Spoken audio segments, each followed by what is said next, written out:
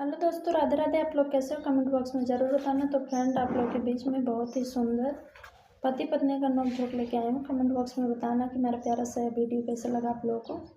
तो friend, video को देखिए और फुल वॉच करिए।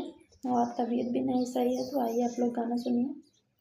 फेंक दिहल लोटवा बलम पकड़ झोटवा पहुँच लेकिन गोरिया नहीं हरे खबरिया पहुँच लेकिन गोरिया नहीं हरे खबरिया पहुँच लेकिन इस मन कार पिया नहीं हर चाली जाए थनवा में जाई के रिपोर्टिया लिखाइत इस मन कार पिया नहीं हर चाली जाए थनवा में जाई के रिपोर्टिया लिखाई पीट जातन सासुरु हो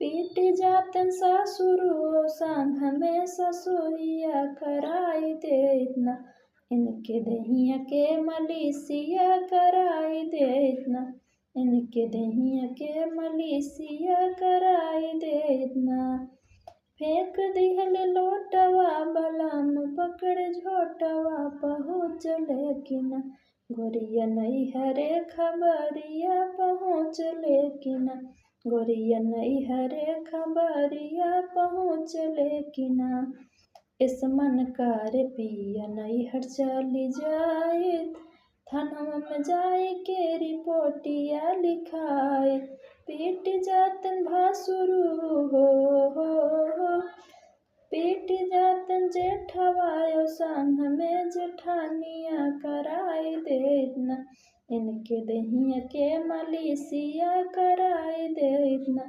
इनके दहिया के मलीसिया कराई देना फेंक दिहल लोटवा बलम पकड़ झोटवा पहुँच लेकिन गोरिया नहीं हरे खबरिया पहुँच लेकिन इस मन कार पिया नहीं हर चाली जाए थनवा में जाए के रिपोर्टिया लिखाए इस मन कार पिया नहीं हर चाली जाए थनवा में जाए के रिपोर्टिया लिखाए पीट जातन देवरू हो